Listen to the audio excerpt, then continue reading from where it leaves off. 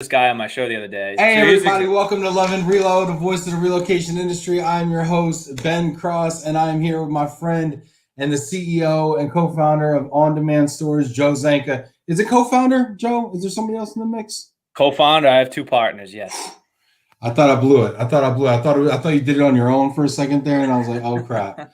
No, but yeah, I got Joe Zanca here. Joe, how are you doing today? I'm doing great, Ben. I'm doing great. I'm very excited to be here. I've watched a few of these and they've been awesome. So I'm happy that you've invited me on. Nice, nice. It's good. It's good to have you on. I was probably had three different people reach out to me 2 weeks ago, saying, you got to have this Joe Zanca guy on. You got to meet this Joe Zanca guy. And I'm like, okay, I'm gonna meet him.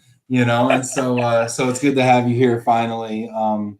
You've been doing some big things, man. You want to tell people like how we met and how we kind of hooked up?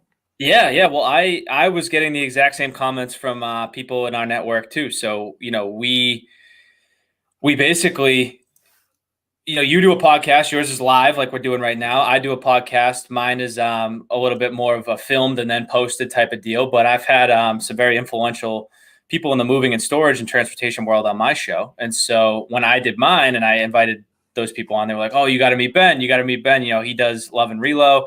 You got to check it out." So the exact same thing happened. So I was like, "All right, I've heard this 3 times. Can someone please introduce me to this guy? Like, we got to get this done." So yeah, and then I got 3 emails. It's like within 2 days, like from all these like CEO, the head of the Moving and Storage Association, like all sorts of stuff. So no, it was cool. And then we hooked up and we started talking. We realized, I realized that we had a lot in common. It was really neat, And so we're still waiting to go live on LinkedIn. It's having a little bit of an issue here. I tried removing it and adding it again. Stacey, you want to keep messing with it? Maybe just remove it, add it. I don't know. Otherwise, we'll figure it out and just do the book, right? But I felt like today, Joe, since we were like coming from like a similar kind of, we're trying to do some of the same things, and we have kind of a similar background in some ways. I felt like maybe we just kind of keep it casual and just kind of talk about your experiences. absolutely, yeah. And everything. And you have a podcast. You're co-founder of this business, On-Demand Storage. Why don't you tell me a little bit about the business itself and how you got into On-Demand Storage? Definitely. So On-Demand Storage is we started out as a valet storage company in Boston. I founded it with two partners, Barrett O'Neill and Rob Caggiano, who we all went to Babson College together. And we started doing student storage when we were there, which was great. So we were storing students' items, at the end of the year when they were looking to move out, we'd pick up their stuff, put it in storage, then deliver it back when they came back in the fall, which was fun. And then, that was kind of my first business experience. And then, I went and graduated, got into the real world for about a year and a half. And then we all kind of kept collaborating on what we could do with what we had already created in college. So we got together, on a monthly basis, jotted some ideas down, came up with on-demand storage, looked into the space, realized that it's a big industry within the storage world, is this kind of valet storage type of model. So we started it here in Boston. We have our own warehouse, we have our own trucks, we have our own staff. And we've So what kind of a warehouse are you working with over there, man? Because like warehouses, trucks, staff, all that stuff, that overhead, man, that's like expensive. So like, what are you working with over there? It is expensive. And we didn't have much money to start out. We kind of self-funded this thing. So we invested, we have 20,000 square feet of warehouse now. I would say a little bit over. We started out with only about 5. And so we've been filling it.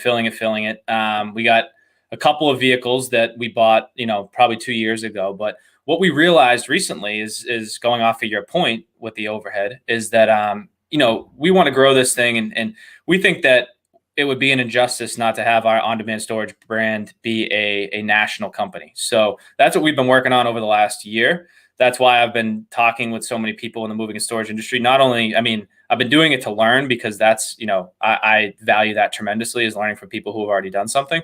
But at the end of the day, I do it to network too, because we're partnering up with some really, really great companies moving into this April season. And we're going to be launching, our on-demand storage brand in some new cities and using their assets in their warehouse that they already, have, and running our services. So that's kind of the model that we're looking at in the future, is rather than keep investing in stuff like trucks and warehouse space on our own, let's collaborate with somebody who's already using these things, already wants to fill them, already wants to get a return on them, and start filling them up in other cities and learning how we fit into this kind of crazy relocation world.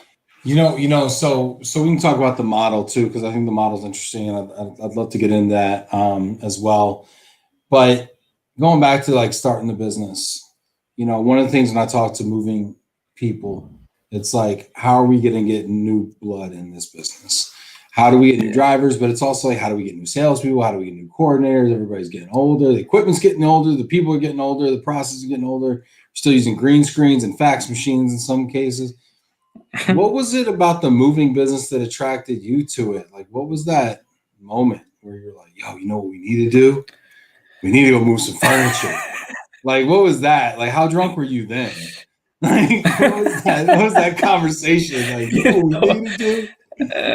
We gotta go move stuff. I mean, I must have been at the beginning. No, when we first started out our business in Babson, that's exactly what it was. We weren't drunk, but we were hungover, and we realized we were broke. We all played baseball. Broke. Yeah. We were broke, man. We were broke. So we were like, we got to come up with an idea to make a little bit of money. And we looked around and we were like, what do all these kids do with their stuff? They're all from all over the place. And, we were fortunate. All three of us are from Boston, so we can just drive it home. But, half of our classmates were from Texas, California, all these different countries in Asia, and Europe. And so we were like, is there a plan? So we created this website and was that your pitch? Not. Is there a plan? Like, was that what you were going? Like, is there a plan? Like, no? Okay, call me. Hey, we didn't do a lot of testing, but we did do a lot of marketing. And we realized through the marketing efforts that there was a need. We were onto something. So that's how we first started. And then I don't know why we chose the asset heavy model when we first started on-demand storage. Well, I was going to say, when you first started, what were you like renting, like storage units, like self-storage or something? Where were you putting this stuff? So we were doing that when we were in college. And then when we started our business, we actually rented a warehouse. So we had a warehouse space, we had office space, and we were paying for that right out the gate. But we believed in our idea, you know what I mean? And we kind of always knew that it was going to iterate as we were in it. But we believed in it. And you know what? I wouldn't trade what we did for the world, because being on the trucks, filling the warehouse myself, doing all that stuff that goes into moving and storage has taught me a lot about the industry and allowed me to relate to others who are in it. You know what I mean? And really be able to, when I'm talking to somebody now who's a executive in a moving and storage company or the owner of a moving and storage company, and we're talking about expenses, we're talking about, what goes into our program, I can relate to them. I've paid for all those things. I've been in the truck. I've done the work myself with my own hands. So I'm not just, some tech nerd pitching them on a new company. I actually did it. And now we're trying to just make it better. And so I don't know why we chose that route, but now that I've done it, I'm glad I did. Well, I mean, it makes sense when you say you got 10 storage units on rent, and they're each like, 15 or $150 or something like that. Now you're $1,500, and you're like, well, what we could do is we could, and expand and all. So I mean, it makes a lot of sense. That's cool. I mean, I remember this kid that used to like do everybody's like laundry, like he would do laundry delivery service. Me, in college. I mean, that's where I got started with entrepreneurship. I started, hustling clubs. I was club promoter. I'd go and then we go door to door and stuff, and we would sell coupon books, right? So it's like, when the parents are moving kids in, it's like knock knock. Hey, I've got $300 worth of coupons for $25. And look at all the free pizzas and whatnot you could have, and things like that. So there's always you're always you're super broke, right? You're surrounded by all these kids with all these problems, And I mean, I think college kids is like a hotbed, it's like an entrepreneurship incubator in a way, and I think that's really, really cool. And so how long have you had the business now? So we were a different company when we were in college, so we could move on from that whole side of it. But I do agree with you. It's a great place to get started, a great place to learn, great place to test some things. But we've been on-demand storage since the January 2017. So we've been about a little bit over 4 years in. Yeah. 4 years. I mean, 4 years, that's significant. And so now you're pivoting away from being like company store model into being would you call it a dealership model, a franchise model? What would you call it? I think in an ideal world, so we call it a partnership program, but it Okay. is more of like a franchise model. You know, the people on the other end of it, the people who are affiliating ourselves with the other companies, they buy in to our brand, so they invest in us, and with that investment, we give them a return. That's kind of the model right now. And so you're saying, okay, we think that we're really good at selling and marketing this service, and Mhm. we need operators. And so you're playing to your strength in that regard, it kind of sounds like. Yeah, we kind of realized that was where our strengths are. Our strengths aren't in going and picking up the items ourselves. Our interests aren't in continuing doing that. So we decided to play to our strengths, which I think, one of the biggest assets we have in our company, and I do believe this firmly, is the brand you see behind me. The name On-Demand Storage, the brand itself. I mean, I think it resonates with customers. It says what we do, and so we wanted to utilize that better and look at it on more of a regional, national level than just the company up the street. That's really cool. I mean, you're right about the brand. I mean, I worked for a company called Pods back in the day. Pods Oh was yeah. founded in '98. I started working there in 2006. Me and my wife, my girlfriend at the time, worked there for almost 5 years. That's kind of where I cut my teeth, after college and everything. And their brand was portable on-demand storage, and that brand became ubiquitous. And I think on-demand storage, I mean, has a ring to it. And I think Mm-hmm. that it really has it could get some real traction. I'm also seeing, a lot of companies popping up, in the space that are advertising like, hey, let us take away whatever you don't need, let us store it and let us bring it back when you do need it. And it seems like there's a lot of interest from, private equity companies and venture capital firms, in that space. Are you seeing a lot of money and a lot of investment, a lot of speculation kind of going into that space? And what are your thoughts on that? I mean, is that a future avenue for you guys? You know what? We've been seeing it since the very first time we started. There's companies called Clutter, Make Space. They seem like they're doing good. They seem like they kind of were the founders of this type of model. And both of them have raised a lot of money to get off the ground. Now, when it comes to competition, I think that oftentimes, especially in a new ball field, the world's big enough. I mean, you think about some of the people that I've talked to recently, especially in the moving and storage industry, just around the greater Boston area. I mean, there are within 10 miles of where I'm sitting right now, probably, I don't know, 15 to 20, $10 million plus companies that do moving and storage. So clearly, within the world of moving and storage, you can carve out a pretty good little space and make a meaningful impact. Now, so that's, addressing competition. I think I look at it in a good way. I think if they're promoting the idea of on-demand storage, the idea of valet storage, and they're spending that much money doing it, it's only going to really help us. Now, we took a different route than just going out and raising VC funds. I know that is what's hot in the street lately, but it's not the way that we wanted to really go about doing it. We wanted to learn exactly what it was before we did it. And we wanted to learn with our own sweat equity, our own money, and our own reinvestment before we take on someone else's money and, become just a dollar and cents type of company. So we're still learning. And that's why, like I mentioned at the beginning, I do a podcast for a number of different reasons, but for me personally and for my company, it's to learn from people like you who have been in this industry for a while. It's to learn like people like, Oded Carmi and Don Hinderman and Mark Silverman, to pick their brain.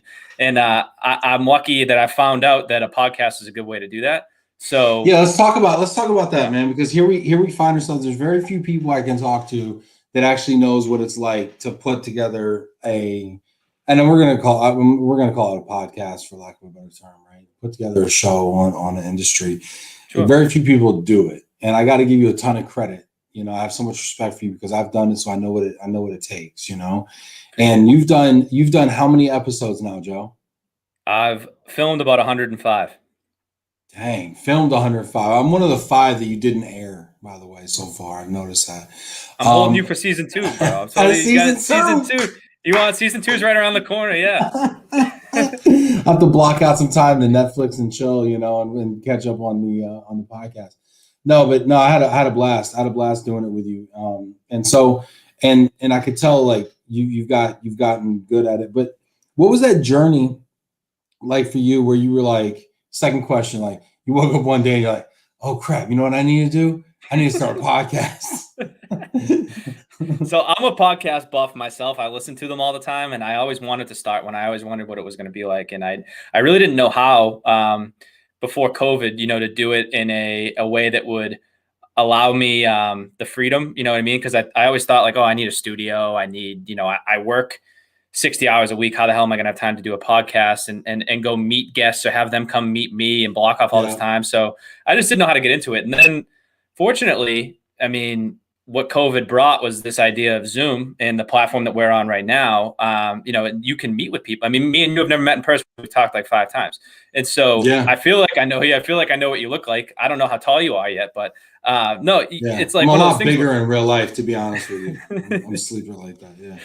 So anyway, no, but it does. It has opened it up, man. It's made it like really acceptable to connect this way.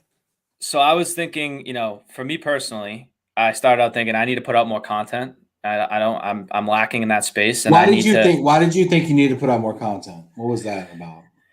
I just feel like that, you see people who are, for lack of a better word, what's the word that people influential in a space? They always are putting out content. And so I'm still not influential in a space, but I'm looking to become. I see a lot of value in that. I see a lot of really, really smart people doing that. You know what I mean? Like putting a lot of effort into things like Twitter and LinkedIn and just being out there. So I was like, that doing a podcast seems like a good way to do it. And it's not going to rely on me to come up with all the content because I can have smart guests on there too, to come up with the content and learn from them. So I designed the whole show around the idea of entrepreneurship and success and talking to people who have either taken the leap into entrepreneurship or grown their career to a point where they're the CEO or president of a company. And the whole goal behind it, so for me, I just got started and I started with my own network and it spiderwebbed into this 100 episodes in about 5 months. But I realized, which I'm sure people enjoy being on a show. They like talking to about what they're doing and talking to people who they like, and so I haven't been getting many no's, and I haven't been turning many people down, and I've really enjoyed it because I've met a lot of really cool people. But the thing I like to do with it is I look at it and say, well, I'm lucky to have access to these minds and these people who have done such cool and amazing things and created companies and run companies on a daily basis. So I might as well be the one to take the time and pick their brain and put it out there to the world for them to see and learn from themselves. And so that's kind of my mission with it. And I didn't really realize that until about 10, 20 episodes in, but now that's what I look at every episode like. Yeah, like it's so funny because it's kind of counterintuitive, right? Because like the podcast game is super counterintuitive because people think you're doing it for one reason, but what you end up taking out of it is something you totally didn't expect. To your point, it's the master's class from 100 different amazing entrepreneurs and what they taught you in an hour. 100 hours of entrepreneurship. I mean, awesome. That's what it is. I mean, that's a master's course. I mean, that's literally like 2 years of college right there. If you think I feel like it is. I feel like it is. I've met, and before you and I even did one, because I invited you on, you introduced me to some people. So that's happened a number of times. They're like, oh, yeah, I know other people that will do it. I know everyone wants to introduce you to everybody. I mean, it's a crazy little network you can build. And you said it the other day. I had you on my show, which I will post. Don't worry. But you broke it down really well about the relationship that you create with somebody when you're on a show. I thought that was great. And I actually described that after me and you talked. I used your own words to describe what it's like to somebody else. Yeah, it's cool. Got a couple comments here coming in. And by the way, I know that LinkedIn is not working. I know a bunch of you guys found us on Facebook. Hey, leave them. Let me know who you are, where you are, what you're up to right now. Go ahead and leave your questions as well. We're having pretty casual conversation here. Janet Turner, who was my original producer last year. She works with Odette at D and Van Lines now. She did not when she started the show. Amazing person. I always say she's the soul. She's the soul of Love and Relo. Janet's checking in from Central Florida, looking forward to listening. She's awesome. Janet wants to know, what is the podcast called? Go ahead and plug your podcast and where can people find it? Yeah, it's called the Get It Done podcast. My most up-to-date episodes are on YouTube, and I am slowly backfilling on Spotify and iTunes podcasts, so they can listen to that. Get It Done podcast, Joe Zanca. Nice. So, Janet, love you, Janet. Question, Joe. So you're putting your stuff on Spotify and like, distributing it. I guess is that just audio or is that video also? Well, the video portion of it is on YouTube, and Okay. the audio portion is on Spotify and iTunes. And so like you rip the audio and then you upload the audio to Spotify. Yep. Is that the deal? Okay, Yep. because I've never done the audio only. And I know I really want to because I know so many people just like crush podcasts on like while they're running or they're walking the dog or they're driving to work or whatever. And I've just never sat down and like gone through the process of it. Do you think it'd be worth it for me to do that? I mean, it's a massive undertaking. Is it a massive undertaking? It hasn't been for me, but you use a different platform because I use Zoom, and when I hit record, and it downloads automatically for me both the video and the audio file. So all I have to do is upload the audio file onto a thing called Buzzsprout. It's $25 a month, and it automatically goes into Spotify and iTunes, and it's been amazing. So I think it's worth it because I listen to every one of my podcasts that not my own on Spotify. So that's where I find everything. So it's convenient because. And I hate that I'm mostly up to date on YouTube because people, I think, listen to podcasts when they're in the car, and you can't really listen to YouTube videos in the car. So I like the audio version for that reason. You get a lot of good content, and people can go listen later. That's the best part. So Janet brings up a point about can you use Clubhouse? She said, can you use Clubhouse as an audio only, Ben? Can you hear me right now, Joe? Yep. You can hear me right now? I can hear you. Yeah. Okay. I just turned this off right here. I'm just kidding. I was gonna try to do something funny there. Can you hear me now, Joe? All right. All right. So Janet said, why don't you use Clubhouse? So if I go in here and I start a room, are you on Clubhouse, by the way? I have a Clubhouse. I've never done one. I've never been a part of one. Never done one? All right. Well, this is gonna be your first one. So I just started a room in Global Mobility right now. We're just gonna mess around. That's what we do. We just mess around. Yeah, so I started one. Oh, Stacy came in. Hey, Stace. All right, I'm gonna mute. Wait, I can't mute. I'm gonna turn. Oh man, everybody's coming in. This is great. All right, so because it wasn't on LinkedIn, I'm just gonna do a Clubhouse right now, and hopefully people can hear. Stacy, can you hear it on Clubhouse right now? My audio. You can. Can you hear Joe? Joe, go ahead and talk. Hey, Stacy. Can you hear Joe on Clubhouse? You can? Nice. Okay, cool. Nice. So we're going to just do a Clubhouse and First Clubhouse. I hope people can actually hear it. So we're just going to do a Clubhouse and because LinkedIn isn't working, LinkedIn Live right now isn't working. And so we're just going to play it here. If people want to check it out, that's cool. Yeah. And yeah, so that's all good. Raising their hand. I guess I'll just let people on too. Anyway, so all right, so talking about audio only on Clubhouse. So we're trying this out. So why don't you use Clubhouse then, Joe? I just got on it. So I'm a big real estate buff. I'm trying to get into that world myself, but I follow some guys on Instagram who use it. And so I downloaded it and I listened to a couple of their clubhouses, but I'm very new to the game. So I'm just trying to figure it out. Well, you should check it out. You should join the Global Mobility Club and check that out. Okay. And hopefully you like it right now. I'm confusing the hell out of people right now. They're currently on Clubhouse because they're like, hey, I want to participate. Can't hear the guest. Janet says she can't hear the guest. Can't hear the guest. Can't hear it. Yeah, he's low. Yeah, he's low. I got like one earphone over here shoved in the thing here. So sorry, Janet. I'm doing my best, Janet. Hey, we're doing it live. You know what I mean? We're trying over here. We're trying. Hey, if you guys want to watch on Facebook, you can do that too. All right. So anyway, so I want to talk about your podcasting though, because I think it's interesting. I think a lot of people want to do a podcast, but they don't know where to start. So what was your start like? What was your kind of minimum viable product? I came up with 6 questions. I had a Zoom link, which is free. At that time, I didn't even have a microphone. So I literally had just free podcast. I said, hey, Hussein Skakey, shout out Hussein. He's a real estate lender in the greater Boston area, good buddy of mine. I said, hey, you want to be on my podcast? And he said, yeah, sure.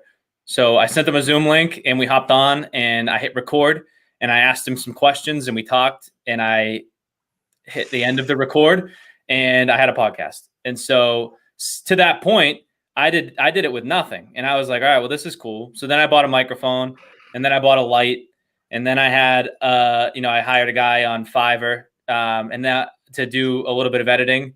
And then I found a buddy of mine from Babson who helps people with their podcasts to help me with some artwork. And so I just pieced it together. You know what I mean? I didn't even have like an artwork thing until episode like 25, but that's fine. You know what I mean? It's totally fine because you don't need like all this crazy stuff just to get started. And now I'm going into season two. I'm hyping up season 2. It better be good. I like how your season 2 is like, so you got 100 episodes. Like, okay, you know what? That's season 1. That's the longest season of anything ever. That's the longest. If I tuned into Netflix and I'm like, how many episodes? Is it 9? Is it 10? Is it 12? How long have you been doing this, honey? Oh, it's 100 episodes. Like, oh, interesting. We're gonna watch a different show. No, but why'd you find the need to break it into seasons anyway? Let me ask you that. Like, what's gonna happen in season 2? That like, so you're gonna kill off somebody? Like, what's gonna? what were you like? You know what? Look, we're gonna pivot now. Season 2. It's a plot twist. We're gonna do it. It's gonna be focused on strictly improv dance for the season 2. So we're just gonna completely go away from entrepreneurship. We're gonna do dancing, and I'm excited about that. No, I think I did it internally. I said, I need to give myself a break and I need to figure out what I want this to be for the next 100 episodes. And so I'm taking a little bit of a personal break and that's my line in the sand, which is season 2. And so I'm going to marinate a little bit. I'm going to talk to you a little bit more. We talked a little off air about, some ideas and go into season 2 with a kind of a fresh start. Yeah, that's cool. Well, you know what I like the fact you're still recording for season 2 right now because you can get stuck in a rut. I mean, I even find like whenever I take like several days off or like say I take a week off, like when I moved, like getting back in the swing of it is kind of hard. Yeah. So it's like almost like the longer you stop, the harder it is to start. People say to me all the time, like, how do you do a daily show? And I'm just like, some people wake up in the morning and they run 5 miles and they do that every day. And that's just their thing. And It's like for me, like, and if they miss a day, if they miss 2 days, if they miss 5 days, the longer they go and the longer they miss, the harder it gets. And the more you do it, the easier it is. It's just weird like that. Did you find like a rhythm at some point in doing these episodes? I mean, getting to 100 is quite a feat. There's a stat or something like 90% don't get to 10 or something. So did you find like getting into a rhythm and like what are your thoughts on being prolific like that? Well, you got to be able to prioritize it. I think that's step one, and you got to prioritize it yourself. So just like anything, like if you're going to go for a run, you're going to say, it's easy for me to go for a run later today. Like I can go for one run, but doing it tomorrow is a different story. Doing it for a week straight is a way different story. So you have to make it a priority. I was fortunate enough that I do have 2 partners and we have some other very talented people in my building that can take some extra responsibilities so that I was actually able to film my podcast sometimes during the workday. And so I sent out a Calendly link and, I've always found it that like, if someone else commits to something that you ask them to do, then you got to show up. So people kept signing up for my show, which was great. And, so I would never not miss one. And so I just kept doing them. I did 5 in a day sometimes. You beast. That's awesome. Do your partners or other people in your life tell you you're wasting your time with it? No, they don't. No one said that yet. I got to start hanging out with your friends. Oh, dude, you're not wasting your time at all, man. You know how many cool people have told me that I need to meet you? You know what I mean? That like, even if it's not like on a daily basis, I mean, you don't have to be told how much value it's adding to your life, but yeah, others might not see it. But I mean, the introductions that I've had made to just through my show to like our business, the cool startups like OnQ that you just said that before we even met, and I'm already doing demos with them. Like that would have never happened if I didn't have this podcast, or maybe I would have found out about it 6 months later if I was just like scanning through LinkedIn. But things like that come up every day. Like every day I'm talking to someone who's doing something cool, who knows someone else who's doing something cool. And so I think they've been pleasantly surprised at like the amount of things that I can bring to the table after doing it a few times. So they don't mind me doing it at all anymore. You know what I mean? Who was the coolest person you met where you were like, I can't believe this person's actually talking to me right now? You know what? President Spinelli from Babson College came on the show. He was one of my so this guy was the founder of Jiffy Lube. And so he's founded Jiffy Lube. He's the chairman of Planet Fitness. So, those two companies, obviously. Right. And he's the president of Babson College, which is like the number one entrepreneur. Our school, I'm an alumni, so I was like honored to even have him on there at the beginning. But, it's just an entrepreneurship hub, and I'm an entrepreneurship podcast. So he came on, and I was like in awe. I never met him before, but we had a great conversation, and he has so much energy. It was like unbelievable. It was just like infectious. So that was really cool to be able to have him on there. That's awesome. We're talking to Joe Zanca, COO, co-founder, OnDemandStorage, and host of the Get It Done podcast. 100 episodes in, season 1 in the books. Season 2 is percolating right now. What is the key to your longevity? I see the TB12 hat on. What's the deal with that? Well, look, TB12 is my favorite athlete. We're probably going to get into that later, but I worship the guy. I worship how much attention to detail he puts into everything he does. Worship's a strong word. I've always been a fan, though. I'm a New England Patriots fan, ride or die, have season tickets. Are you still a New England Patriots fan, though, now that the team is, Nah, yeah, we're not fakers up here in Boston, man. We come on, we're not phonies. We're not like I know. Boston's a real sports town. I've lived in Tampa, not a real sports town. Talk to Miami Heat fans. I've lived in Detroit, which is also a fair weather sports town. There's a bunch of fugazi sports towns out there. Should we just do a top 5 most fugazi sports towns right now? We could do a top 5. I think Miami's up there in places you mentioned. I think 5 cities in Florida. 5 cities in Florida. There you go. Top 5 done. Ooh.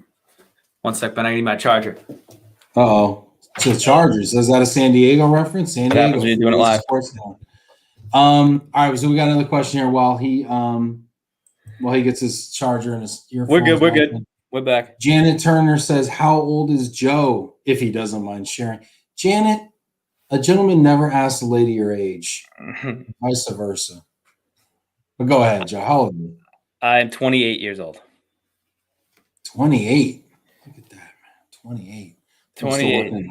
I was still working in a call center at 28. I wasn't like an entrepreneur interviewing the founder of Jiffy Lube.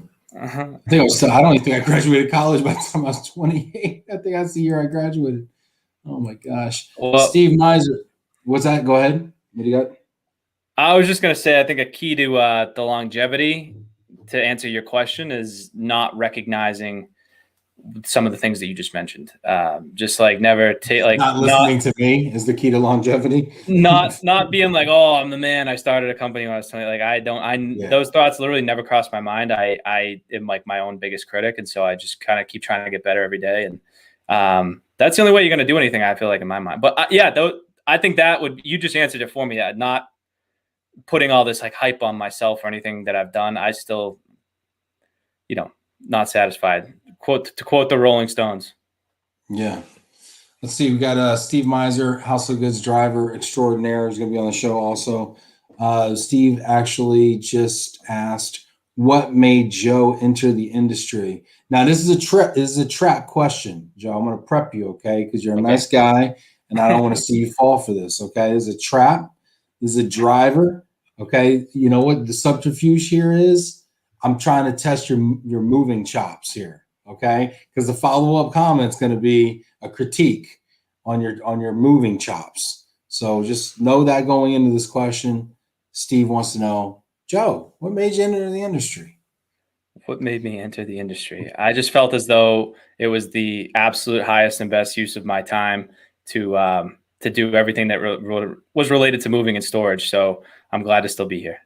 No, I recognize the opportunity to do that. False. The correct answer should have been my daddy's daddy was a mover. My daddy was a mover, and I had to be a mover. Being a stick man was in my blood. That's the correct answer when a driver asks you how you got in the industry. So go ahead, Joe. Give me the real answer. No, I mean, the real answer was just that I saw an opportunity to apply technology to some outdated processes. And so that's what we're still trying to do to this day. You know what I mean? All right. So I'm going to bite on this. Because when people bring up technology. So when you say apply technology to outdated processes, what does that mean? Like specifically, if you don't mind. Well, technology is one piece of it, and convenience, I think, is another. I think that, the world of self-storage, while self-storage is a fantastic business, and I would love to own some facilities myself one day, I think that the whole process of renting a unit and putting your own stuff in it is a little outdated in the 2021 world, where, you can call a restaurant that never offered delivery before and get it delivered right to your house. So people expect stuff like that. So my generation especially expects stuff like that. A lot of people in cities don't have cars. Self-storage space is only getting more expensive. So we looked at it and we said, hey, if we can apply some convenience to the idea of decluttering your home, then we might be onto something here. And that's how we got in. You know what I mean? We were used to renting self-storage facilities when we were storing students at Babson, and we were like, this process as a consumer stinks. So why not see if we can make it a little bit easier for everybody else? Okay. Yeah. I do think it's interesting though, to going back to like the Clutters and some of the other companies, right, that have come up. I think it's so interesting because these companies are going out and they're getting all this press and they're getting all of this VC money and they're getting all this stuff. And it's like, but they're a moving and storage company. I mean, this is a business model that has existed for 100 years. We go to your house, we grab your stuff, we take it away, we bring it back when you're ready. I mean, literally, that's a moving and storage, business. Right. But what I find fascinating is, because I'm a new school marketer in this business, is that there's still so much opportunity for people to reframe and reposition the way that service is talked about and sold and marketed. And you're 100% right. Get customers. You're 100% right. I mean, it has existed for a long time. So have taxis, though. You know what I mean? Taxis have been out there forever. And think about what Uber and Lyft are. It's the exact same service. Someone comes, picks you up, brings you where you need to be. You pay them for it. They just applied, a cool name and some convenience and technology to it, and look what they are today. I think that's what these companies that have raised money were going for, and still are to this day. I don't know what their books look like. I don't know how they're actually doing financially, but that was what they're trying to do. You know what I mean? And so I don't know if the everyday consumer, when it comes to renting storage space, now when it comes to moving, being having just a name, like so-and-so moving and storage, ABC moving and storage, you're going to get plenty of calls when you associate it, but they associate with that with moving, I think, more often than, just the convenient storage aspect of it.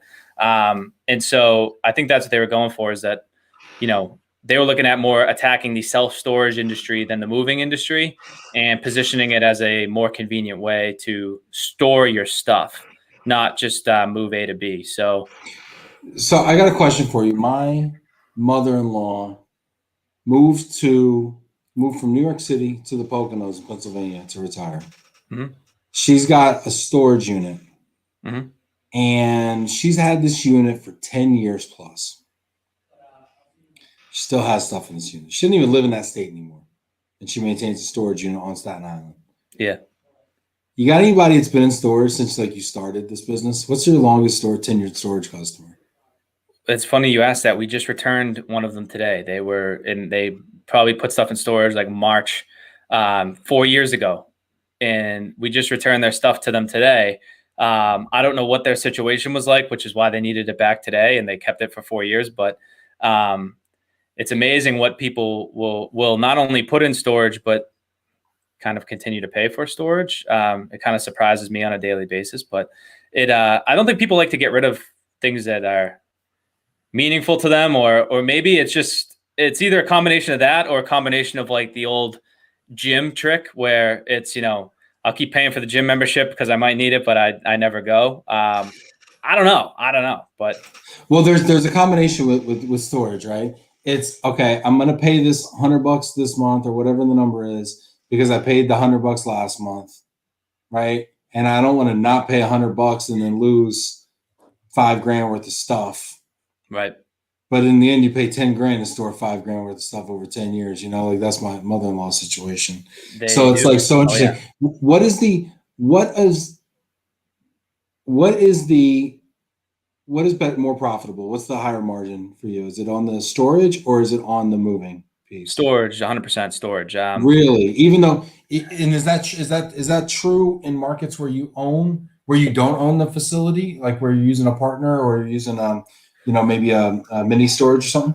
Well, we've only been really doing that partnership model for about 8 months, and so the long-term goal that will be when it gets extra profitable. Because if we're able to replicate what we're doing in 8 to 10 cities right now, over 100, 200 cities, and really take over that market, then getting 20, 25, $30 off of every storage customer that we get in is going to be valuable to us.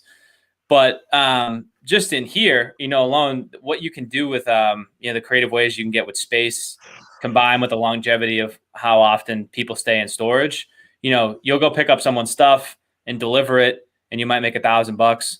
But you'll go pick up someone's stuff and put it in storage and keep it there for 2 years, and that same job turns into $3,000. So that's kind of where it takes a little bit longer to curate and to actually start making cash flow on the space that you rent or own.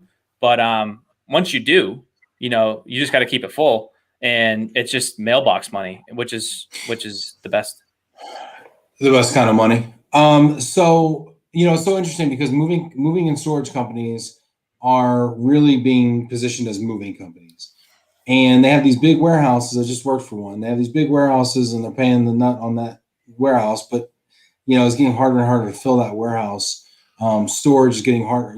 People are less and less prone to store stuff on the consumer side, more likely to use the self-storage model, even on corporate shipments and military shipments. Well, I won't say military. On corporate shipments, you're seeing some storage allotments and storage policies, getting chipped down from 90 days, 60 days, 30 days, 0 days now. And I think it's very interesting because you're leading with storage. You're on-demand storage. So moving is a way to get to the storage. Yep. And storage is so profitable for the traditional moving companies, but they got to get pushed into the moving piece and doing the A to B stuff. And they have this big old warehouse they got to support. And I guess that's probably why your partners love working with you too, right? It's a big reason why. We've talked to a lot of guys, and we've actually, Mark Silverman of Mark's Moving and Storage up here in the Boston area is a big proponent on the idea of these bigger moving companies. If you're able to, I think the end goal of a lot of these moving companies is to be real estate owners. They want to control the real estate and make money off the real estate. But oftentimes guys will buy 80, 90,000 square feet of space. And like you said, things come and go, industries change. So the more that they can maximize how much they're making off that space, the better for them personally. And if they can, have some assistance in doing it from a company that's just honing in on that and putting it first, then that's why they do like working with us. And that's our goal, is just to try to fill their space. Yeah, for sure. So we got a couple questions coming in here. I want to get to these questions as well. We got Steve, the driver, over here. There are people in our industry that would refer to Joe as a quote disruptor. What's his response to that? My response to being a disruptor. I wouldn't call us a disruptor. I would call us someone who's trying to be an affiliate and a partner of the industry. I'm not going to come in and shake this whole world up like Uber did to cabs. I want to join the cabs. I want to join the mover companies and just make filling space for movers easier. Why would they all, like you said, they all have these warehouses and they all need to fill them. And if we can be a part of that and do it all over the place, then I don't know if we're disrupting moving, but we may be disrupting storage. So I'll take that. There you go. Let's see here. Janet saying, so you work with senior move managers? I'd love to meet as many of those as I can. I think that would. What does she mean by senior move managers? Sorry. So what she means is people who specialize in moving seniors. So there's a organization called NASA, National Association of Senior Move Managers, and there's people that are actually certified to work with seniors because they're fragile. They need a lot of handholding. They need a lot of organization, kind of a white glove service, if you will. Sometimes you have memory issues, health issues, other issues, right? And so they're kind of like specialized in that. They do a lot of packing. Whereas a lot of moving companies may not do as much packing. People do a lot Okay. of self-pack. They Yeah, do yeah. like almost all the packing. Yeah. Obviously, a lot of times, a lot of them are smaller moves because they might even be from the assisted living facility to the memory care wing, etc. So yeah, senior move managers. So do you work with those guys? Currently, we don't work with those people directly. I think that would be a valuable space for us to get into, especially on like a national level. You know what I mean? If we can open up a facility in Charlotte, North Carolina, and have booked business because we are affiliated with some of these people, and that would be fantastic. So, no, Janet, but if you have any recommendations how I can get in, I'm all ears and happily try to link up. Janet could probably help you do that. But yeah, there's a national association, NASM, NASMM, National Association of Senior Move Managers. They do a national conference. I mean, that's a good corporate national relationship that create demand that you can then help your partners with. So, happens all the time. You just got to move around a little bit. There you go. Let's see here. Janet has another question here for you. Janet, thanks for carrying the weight here. LinkedIn didn't work for us, so it's getting a little rough here. Also, the folks on Clubhouse, we're hanging in there diligently. If you want to come check out Love and Relo, we are live on Facebook and on YouTube. See you, Christina. See you, Florin. Janet says, in our quote Relo world, we talk about suburbanization with people possibly looking for larger homes. Do you expect the need for storage to change? Good question, Janet. Yeah, Look that at was you coming with a the fire, Janet. very industry Wow. specific question. Definitely. Dang, like my hat is fire, your questions are fire, Janet. Like what a combo. So I think was go ahead. Go ahead. What do you think about this? What do I think? Well, I think for a long time we're going to see, they're going to be people, unless we continue to build and build and build and build and build, which I think a lot of areas are. Some of the areas like I'm in Boston, which is pretty overbuilt. When it comes to suburbanization, the people who are moving into those suburban houses are taking the place of someone who's downsizing out of those suburban houses oftentimes. So the downsizers need storage. Oftentimes, those are our best customers, people who are in their 60s looking to downsize a 4 or 5 bedroom home that they've lived in for 20 years with their family. But they don't want to get rid of everything because it's full of memories and it's full of other furniture that their kids could eventually use, when they maybe move out into their own new home and suburbanize. So they'll keep it in storage. And so the way I look at it is that at least for the short term, I think that's going to continue to happen. And, we're going to hopefully be able to take advantage of it because there's only so many places that you can build new suburban homes. So when someone's moving into one, someone's moving out. And I think the person moving out needs storage. Well, I think you're looking at it from like a Bostonian standpoint, right? Where it's overbuilt and there's kind of a premium on land because y'all have been there for 300 years or whatever. So You're right. but like you come down to Texas, I mean, we just keep running, like we just keep going, like McKinney, we just keep going. We're gonna go all the way to Oklahoma, with it, manifest destiny. But I mean, I think that's a good point. I mean, I think people moving in general creates demand for your services, right? And people moving into those big suburban houses are also going to be your future customers. Sure. The more we collect, the more we're going to store.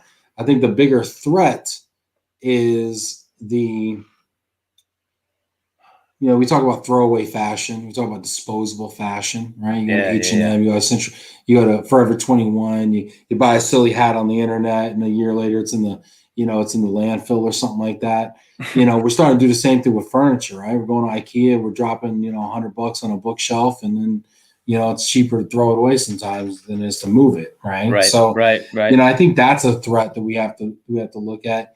And I think, frankly, like societally, we have to look at, do we want to create situations where people just throw out massive amounts of furniture?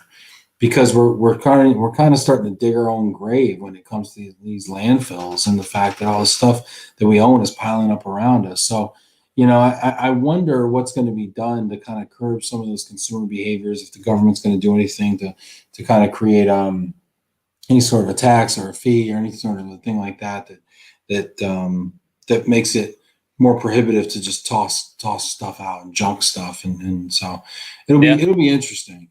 It'll be interesting. Definitely room in that space to disrupt. Are a lot of your customers? I know you started off with college kids. I mean, what is your demography looking like these days? Is a lot of college kids still, seniors? I mean, what are most of your customers looking like? The college business is still a huge part of our business. We're the official moving and storage provider at over a dozen universities. We work independently at another 3 dozen or so. So yeah, we're on campuses all over the place, providing student storage and partnering, like I said, with moving companies. Oftentimes, still to this day, we'll do student storage with a company who's local, and we haven't cracked the ground there on a full blown partnership program type model yet. But yeah, students is a big part of our business. We store over 3,000 a year, and then we have the other part of our business is, like I said, there's a lot of people who use us when they're downsizing. There are some seniors who, typically it's their sons or daughters who are reaching out to us when their parent is looking to move into a senior living home and they need space to store stuff. And then people my age, not necessarily 28, but in their early 30s, who are living especially in cities. Like if we go, we do well in cities where you're paying a premium for space and you have a lot of stuff and you order everything on Amazon, and some people are willing to store their stuff, still, because they just want it. So we'll go into a city, an apartment, a 2-bedroom apartment, and we'll seasonally store their Christmas decorations, and then we'll bring those back and store their summer clothes, and just it's an odd little place to be. But our demographic is split between students, people downsizing, and then people in their early 30s. That's typically who we use. Got it. Let's see here. Janet's got a question before we get into our top 5, which I'm kind of looking forward to. Janet's last question: Does Joe, or has he had to have or host auctions at his space? You ever auction some stuff? I haven't yet. No, that hasn't been something. What happens when people stop paying? You've been in business 4 years. You never auction anything, man. You got some bad debt on the books. What happens when people stop paying? We have had some bad debt on the books before. Before, what happens? How do you get rid of it? Well, you just have to send those certified letters, and then we didn't really know certified letters. We donated a lot of it, honestly. I mean, but okay. Yeah, that's kind of what we've gotten to this point. I don't know much about the auction industry yet. It hasn't had to come up enough. So it's something I'm sure I'm going to have to learn about, though. Well, if you're sending a second certified letter, that's when you need to start considering auctions. Janet can definitely help you with that. Do moving companies do those often? Oh yeah, yeah. Well, I'd say probably like once a year. Yeah. Kind of clean out the dead weight kind of thing. Big auction. Because I mean, you only got so much space. I mean, back when I used to work at Pods and Pack Rat, it would happen all the time because they're more of a traditional storage thing where people would really a lot of times moving companies, if it's in storage, it's usually like national account or military, like somebody's paying the bill kind of thing. Mm-hmm. But if it's but when you start doing a lot of consumer storage, I mean, even my mother-in-law, she's like, whatever, let them go to auction. She even said that to me the other day. I'm like, okay, your credit's going to go to auction and you're going to lose all those baby pictures. But I mean, people are crazy. They're just willing to walk away from whatever. They don't care. Yeah. Interesting. Let's see here. So, we got a top 5 here. You got a top 5 for me, Joe? I did top 5 athletes. Top 5 athletes. This is like total athletes. Top 5 athletes in the history of the world. Back since, the Olympiad. athletes. Yeah, my top 5. I'm a big sports guy. A big Boston sports guy, which I'm sure your audience will. Are these all Boston athletes? No, a few of them are though. Okay. All right, I like sports too. Let's see how we. So here's the thing. We don't say this in the questionnaire, but what I actually do is I have people give me a top 5, and then I judge each one of their answers. Okay. So just I know I didn't tell you that up front. I'm sorry. You're probably gonna throw a lot of shade at these then. Not sorry. Yeah. No. Let's see. We'll have to see what happens. Number 5. The king, man. Arnold Palmer, a big golf guy. He's a pioneer, charitable guy. So he's my favorite golfer. Why is he your favorite golfer? I mean, he makes a mean iced tea. No, I was gonna say, man, like give me that iced tea right now. Okay. But, I mean, so is he the best golfer ever, or is he like your favorite? He's my favorite. I would say Tiger and Jack Nicklaus are better than him, and maybe a couple others. But at the end of the day, he was a kind of a pioneer in the industry. He did so much charitable work after his career and created so many. He's an entrepreneur too. He created so many different businesses, hospitals. So he was just a amazing person. So when I thought golf, I couldn't not include a golfer because I'm a big golf fan, and so he was the first one that came to mind. Awesome. No complaints. Number 4. This one's going to surprise you here. Derek Jeter. Oh, yeah. So I am a Boston Red Sox fan, diehard. And just for me to put this on there, you'd have to. He's better than Noma? He's better than Noma? Way better. Way better. He, I don't know. Something about being the New York Yankees shortstop for 20 years, just to me is one of the most incredible things ever. I mean, talk about like pressure, talk about, just being in the limelight all the time, but avoiding problems. Like you never saw him getting into controversy. So I respect the hell out of the guy. He was a good player. And he's on the list. Wow. Derek Jeter's. Yeah. The captain. He's all right. Number 3. So this combination right here brought the Celtics in my generation the first championship that I got to see. And so Paul Pierce was almost a lifelong Celtic. I mean, after he went to a different team, his career basically ended. So I think he'd wish he was a lifelong Celtic. And Kevin Garnett, when he came over, man, his intensity and passion, unmatched. So the kid. So I'm looking at my show notes here, and I was seeing the top 5 here, and Stacy was trying to put these show notes together so fast. She's looking at me and she's like, "Don't you say it?" Okay, Stacy, I won't say nothing about the show notes. They were beautiful. So Paul Pierce, Kevin Garnett. Now, when they won that chip with Ray Allen, right? When they had the big three, the three players, the first big 3, I feel like, wasn't that over LeBron? Like his first year or something? They beat in the Eastern Conference Finals. Yeah, he was on Cleveland. Finals. Yeah, they beat him in the Eastern Conference. Yeah, Kevin Garnett was awesome. What was it? Uncut Gems that he was in? Yeah, with Adam Sandler. What a weird movie, but weird movie. Weird movie. I actually have a Paul Pierce jersey hanging in my closet right now. Paul Pierce is the best. He was like an inspiration for someone who was slow and not that athletic, but could still ball on people. It was like crazy. No, he looked kind of out of shape. He looked kind of like old man at the park looking. And he was just wet though with the jumpers, man. Rock Chalk Jayhawk, Kansas alum, and then Kevin Garnett came out of high school. So which I mean that's insane too. Pretty wild. Okay, all right. So far we're good. When I read Kevin Garrett on the show notes, I was like, this is going to be a long show.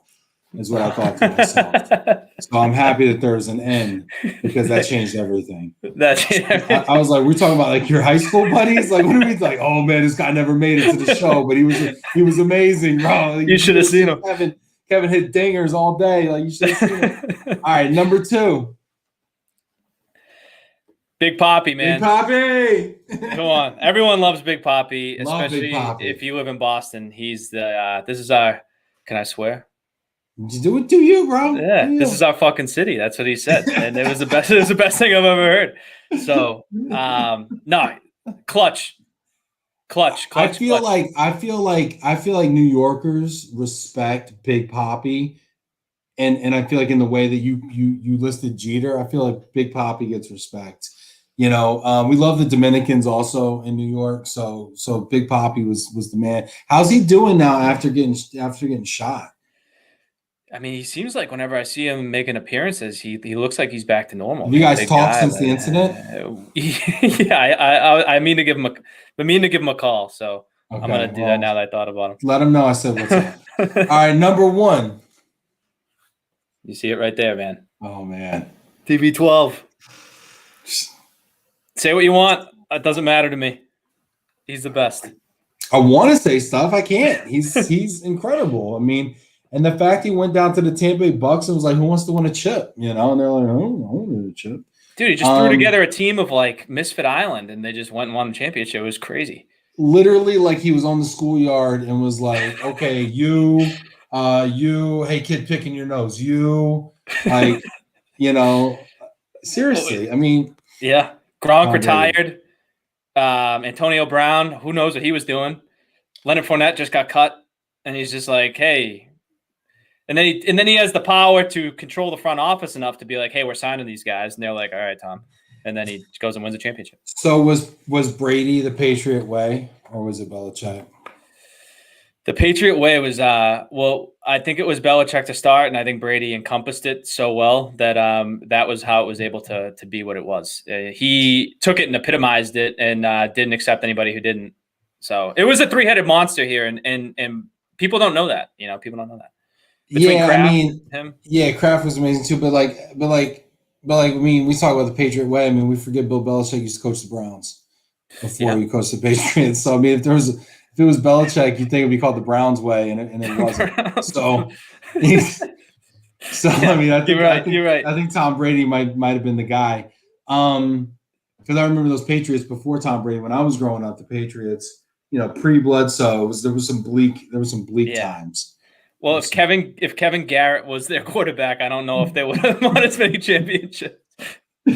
Oh man, this is great. Did you see this? I saw this thing on Instagram as we just go off the cliff here. I saw this thing on Instagram last night. It was Gronkowski talking about 2 years ago he got traded to the Detroit Lions.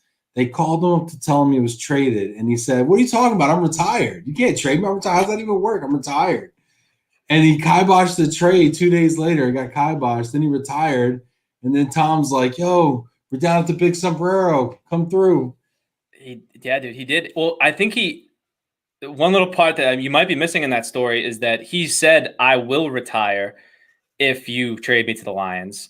So when he said that, they said no more trade, and then he played on the Pats for another year. He just didn't retire. So he just like threw that fake at them, and they were like, "Oh shit!" So they just didn't buy it, and then he just went and played in the Pats again. And then he went and then he retired, and then he actually retired. And then he did retire because they tried to trade him again. Yeah, I don't know about that. I'm just making that up, but wow, interesting. Yeah. Oh man, this is fun. This is great. All right, we're done with our top 5 here. But Joe Zanca, COO, co-founder, OnDemandStorage. This is a lot of fun. It was a lot of fun. Want to shout out everybody that stuck with us here through the technical difficulties. Everybody on Facebook, thanks so much. Hit that like button. Joe, why don't you take us out here with a final word, final thought? I appreciate that. I think my final thought would be, whatever you're going to go do, whether it's start a business or get involved in a charity or coach a sports team or, have a real purpose behind it, and don't make it just about making money. Make it about something that you really want to do. And if money is something that you want, which I think we all, and inherently want at the end of the day, that's why we do a lot of what we do, but it will come from doing the right thing and being a good person and trying to be a good citizen and trying to bring others together. So if you're going to do something, have a purpose behind it that's as deep as that. That would be my final word. I love it. Absolutely love it. Have purpose. It's a lot more fun that way too. Definitely. Joe, this is great, man. Thanks for coming through, man. I appreciate you. I'm honored to do the show, man. I love what you're doing. I don't know I thought I was doing a lot of podcasts, and I found out you were doing this every single day, and I was like, damn, I got some work to do. So season 2 is going to be 500 episodes. No, but thank you, Ben. Season 2, Joe Zanca, you gotta catch it out. Get It Done podcast. Check it out, everybody. We will see you tomorrow, right, Stacey? Tomorrow? Yeah, tomorrow. Yep, I'm getting the thumbs up. We will see you tomorrow. We are going to have Oded Carmi, President Dan Van Lines, coming to us live from a real life conference in Austin, Texas, called Dispatchers Convention. It's the best kept secret in the moving business. He'll be live, hopefully in the lobby if they have Wi-Fi. If not, in his hotel room. It's not weird. Just come along. Thanks, everybody.